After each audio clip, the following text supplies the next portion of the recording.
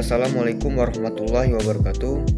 Perkenalkan, nama saya Nanda Ilhamuddin, NIM 8605145669, Prodi PGSD. Di sini saya akan menjelaskan proses lahirnya Pancasila sebagai dasar negara yang melibatkan yang pertama ada PPUPKI, yang kedua ada Piagam Jakarta, yang ketiga ada pengesahan oleh PPKI.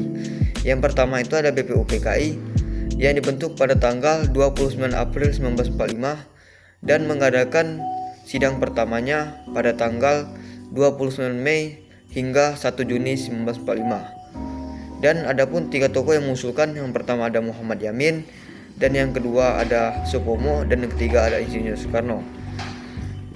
Dan pada akhirnya yang mengusulkan Pancasila dan mufakat demokrasi internasional dan kesejahteraan sosial, yang mana pada tanggal 1 Juni 1945 yang diperingati sebagai hari lahirnya Pancasila. Selanjutnya ada Piagam Jakarta.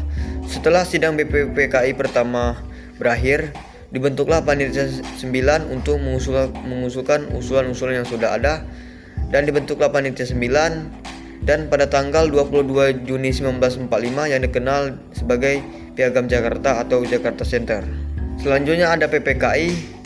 Sebelum sidang PPKI pada tanggal 18 Agustus 1945 terjadi perdebatan mengenai sila pertama pada Piagam Jakarta, dan dari pihak kalangan Indonesia Timur merasa keberatan dengan sila pertama yang berbunyi dengan kewajiban menjalankan syariat Islam bagi pemeluk-pemeluknya, karena dianggap tidak mewakili seluruh rakyat Indonesia yang beragam agama. Dan pengesahan Pancasila pada sidang PPKI tanggal 18 Agustus 1945, sehari setelah proklamasi kemerdekaan, disahkan Undang-Undang 1945. Dalam pembukaan 1945 tercantum rumusan final Pancasila yang telah diubah pada sila pertamanya, yaitu ketuhanan yang Maha Esa.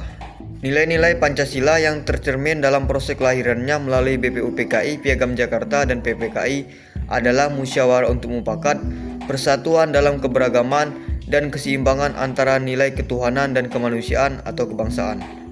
Dan intinya, proses lahirnya Pancasila adalah warisan tentang bagaimana caranya hidup bersama dalam perbedaan.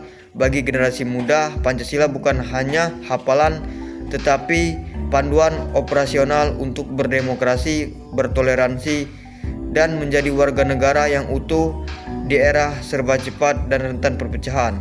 Sekian saya akhiri. Wassalamualaikum warahmatullahi wabarakatuh.